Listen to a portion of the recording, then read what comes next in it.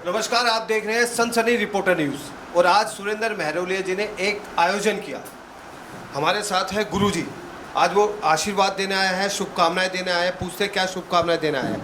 आज सुरेंद्र जी सूत्रधार है और एक आयोजन कर रहे हैं, बड़ा आयोजन।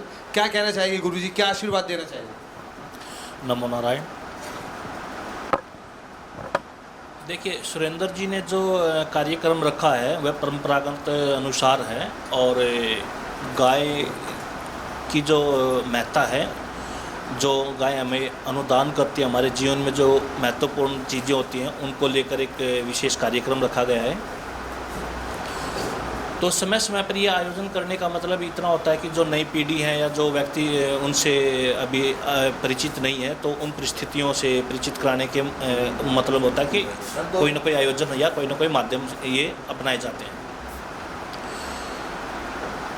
तो गाय को लेकर जो इतनी सजगता दिखाई गई है वह इसलिए दिखाई गई है क्योंकि गाय सब पशुओं में सर्वश्रेष्ठ मानी गई है और उनकी नाभि अमृत या पीयूष अमृत बोला गया है, क्योंकि उनके कण कण अन्य परिस्थितियों में महत्वपूर्ण साबित हुए हैं और वो अमृत का काम करते हैं। और अमृत हम उसी चीज़ को बोलते हैं जो व्यक्ति के जीवन में उपयोगी हो, और विष उसको बोलते हैं जो व्यक्ति के जीवन में अनुपयोगी हो। तो जैसे हम अगर गाय के घी की बात करें तो गाय के घी में एक ऐसा विस्फोट होता है और वो लगभग हमारे जो मानव शरीर है, मानव शरीर से वो इतना तालमेल खाता है कि आपकी समस्त बीमारियों को भी समूल जड़ से नष्ट करती है। और विज्ञान भी इस चीज़ पे परिपूर्ण मानता है कि हाँ, ये चीज़ें हुई हैं। और जैसे हम यज्ञ भी करते हैं तो यज्ञ में भी उसी का महत्व बताया गया है, अन्य किसी चीज़ का महत्व नहीं बताया गया। अगर आपकी सारी सामग्रियाँ शुद्ध हैं और अगर आप उसमें घी अगर शुद्ध नहीं डालेंगे तो समस्त जो ऊर्जाएं उठनी थी यज्ञ से वो नहीं उठ पाएंगी। तो दूसरा क्या है कि इससे एक जो महत्वपूर्ण चीज़ है जो मिस हो जाती है, जिसको हम अभी भी अपने जीवन में नहीं उतार पाए हैं या फिर उसको महसूस नहीं कर पाए हैं, उसको बोलते हैं हम तरंगे, ध्वनि। जैसे मान लीजिए एक अभी पैरामीटर मापे गए हैं और कि जैसे एक शुभ विचारों से भरा व्यक्ति अगर यहाँ पे बैठता है, जिसको हम पॉजिटिव वाइब्स बोलते हैं, तो अन्य व्यक्ति भी उससे प्रभावित होंगे। और अब हमारे पास ये यंत्र है कि उस कंपन को मापा जा सकता है।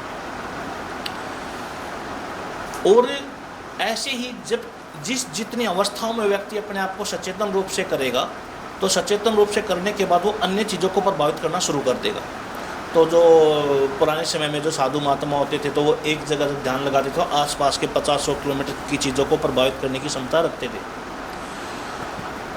तो उसी प्रकार से गाय का वहाँ होना अनिवार्य था, क्योंकि गाय अपने आप में एक यंत्र है। अब गाय को आप पशु से हटा दीजिए, आप वाइब्रेशन से लीजिए, ऐसे कि जैसे सैटेलाइट है, सैटेलाइट के बाद फिर नीचे एक टावर होता है, टावर के बाद हमारे पास मोबाइल है।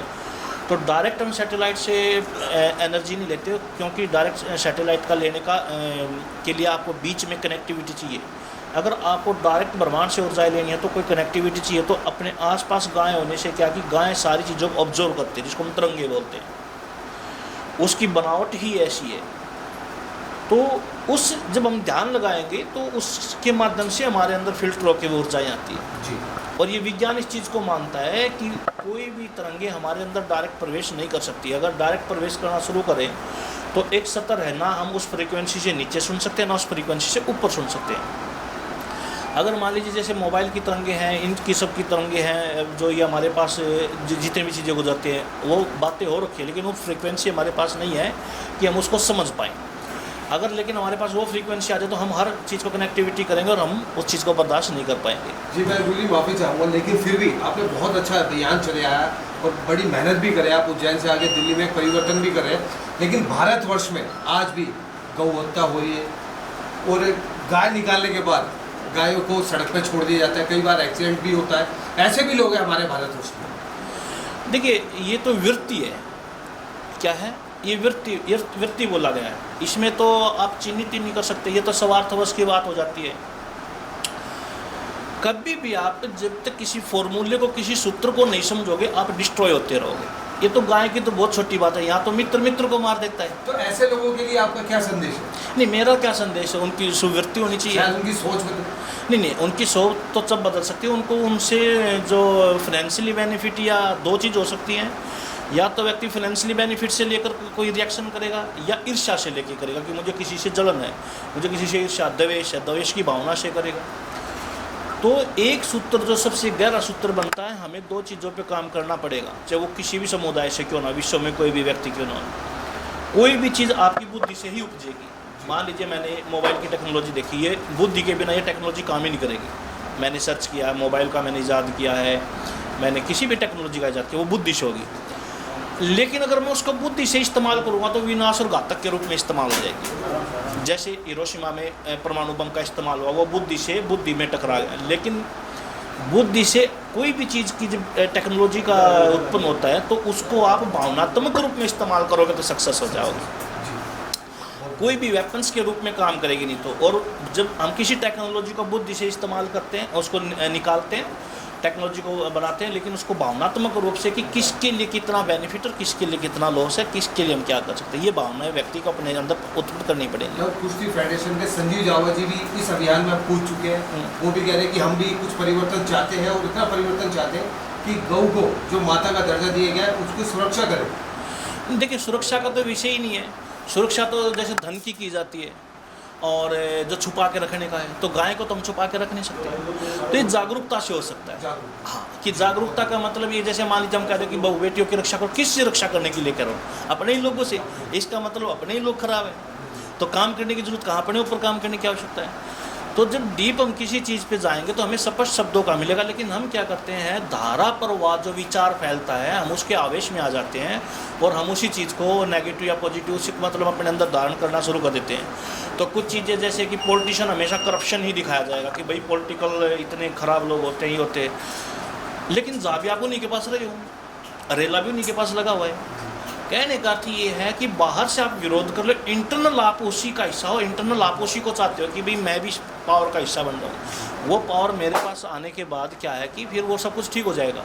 मेरे पास जब तक भी अपोजिट कोई भी होगा तो वो उसके बारे में हज़ारों कमियां निकाल देगा। लेकिन जैसे वो विपक्ष से जब सत्ता में जाएगा, सत्ता में जाने के बाद उसको लगता है कि सब कुछ ठीक है और मैं जो करूँगा वो भी ठीक है। तो इसके ऊपर जिस प्रकार से हम प्रयास करने की कोशिश करते हैं, वैसे तो वो समस्याएं ठीक नहीं हो सकती। इन समस्याओं को ठीक करने का एक विषय ये हो सकता है, जब तक हम स्वतंत्र रूप से किसी चीज़ को नहीं सोच पाएंगे। अगर स्वार्थवश सोचेंगे कि मुझे इसका विरोध ही करना किसी का, तो विरोध करने में और सत्य कहने में फ़र्क है। एक तो मुझे सच में अगर किसी बुराई को मिटाना है तो दो चीज़ों का एक एग्जाम्पल देता हूँ मैं आपको, तर्क से क्या कि हम जल्दी किसी चीज़ को समझ पाएंगे। जो धनुष था, आप सबको पता होगा कि जो जनक जी के वहाँ पे धनुष था, वो किसी पे नहीं उठता था, कभी उसने उसके ऊपर किसी ने फोकस नहीं किया कि इतना शक्तिशाली भी है कि इसको कोई हिला ही नहीं पाता है। लेकिन जैसे ही उसके बदले में सीता को रखा कि भाई जो इसको हिला देगा, जो इसको तोड़ देगा, उसको सीता मिलेगी, हजारों लोग पहुँच गए। अब तात्पर्य समझिए, बुराई तो पहले भी थी, इट मीन्स तोड़ना, ये तोड़ना किसको होता है? जो बुराई है। लेकिन वो बुराई पहले जो थी, लेकिन उसके बदले में कुछ ऑफर किया तो हजारों लोग पहुंच गए। जैसे ही हम ये कहते हैं कि जी इलेक्शंस आ गए हैं तो मैं आपका भाई हूँ, बेटा हूँ, किसी जो भी है, तो मैं आपकी सेवा करूँगा, तो इलेक्शंस की वजह से सेवा हो रही है या सेवा की वजह से सब कुछ हो रहा है? दो मत हो गए ना। कर फिर भी एक्टिविटी करते व्यक्ति का वैसा ही है। तो जितने भी राजा वहाँ पे आए थे और सबके सब सीधे थे, सबके सब गणेश के भक्त थे। तो जैसे ही एक राजा गया, उसने अपना बाहुल्य अपना जमाने की कोशिश करी, सबकी नज़रों में नज़र डाली कि ये तो मेरे सामने कुछ भी नहीं, ऐसे तो मैंने कितने ही वजन उठा के फेंक दिए। तो जैसे ही उसने हाथ लगाया उसको, तो उस पर हिल नहीं पाया। अब इसके पीछे गहरा रहस्य क्या है? साइकोलॉजिकल बात सुनो उसको। एक जब कार्य पे हमारी एकाग्रता ना हो और 99 लोगों के ऊपर फोकस हो, तो क्या करता, हमारा इंटरनल जो एनर्जी, जो ऊर्जा उठनी थी, जो हमें एक अवस्था में जिसको हमने चेतन करना था, वो कभी भी नहीं हो पाएगी, जिसको हम बोलते हैं कॉन्सेंट्रेशन। कि आप अपने काम पे फोकस करो, आप अपनी चीज़ों पे ये करो। हम क्या करते हैं कि जैसे मान लीजिए 10 लोग भी चले जाते हैं, तो हमारी टोटली कॉन्सेंट्रेशन ये रहता है कि हमारे ऊपर फोकस करे कि नहीं रहे, मेरा काफिला बड़ा है कि नहीं है, लोग मुझे कितनी इंपॉर्टेंस देंगे, मेरी वाहवाही होगी कि नहीं होगी, इसके बदले मुझे वो चाहिए। लेकिन ऊपर से हम कहेंगे नहीं जी मैं तो भाईचारे में कर रहा हूँ। नहीं, आपका जो सूक्ष्म है वो कंसंट्रेशन है, जो वो दूसरों से वाहवाही प्राप्त करने का है।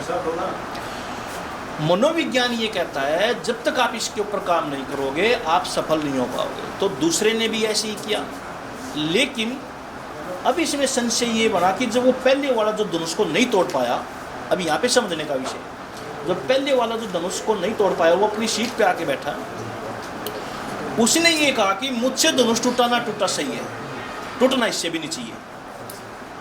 भाई जो काम मैं नहीं कर पाया अगर इसने कर दिया तो मेरी तो वो हो जाएगी कि इस पर नहीं हो पाया और उसने कर दिया। असल में बुराई को हम ख़त्म नहीं करना चाहते, बुराई को सिर्फ एक माध्यम बना के हम अपने आप को सर्वश्रेष्ठ रखने की कोशिश करते हैं, जो कि कभी भी ये चीज़ नहीं हो पाई है। लव कुश्ती की फेडरेशन के अध्यक्ष संजीव जावा जी हमारे साथ हैं और उन्होंने भी एक अभियान चलाया कि गौ माता की रक्षा की जाए। और गुरु जी ने तो कहा कि सोच बदलो तो देश भी बदले।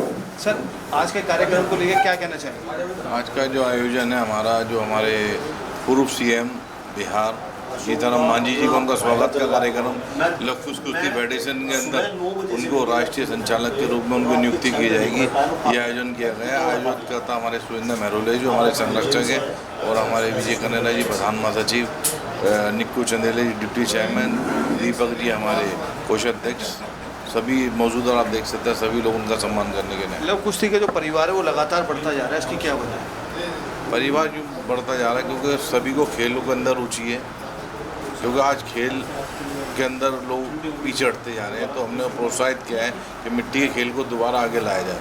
तो मिट्टी की कुश्ती सब भूलते जा रहे हैं, सभी गद्दों की कुश्तियाँ चल रही हैं, आप देख सकते हैं। हम चाहते हैं मिट्टी की कुश्तियों में दोबारा लोगों का रुझान किया जाए। जी, धन्यवाद।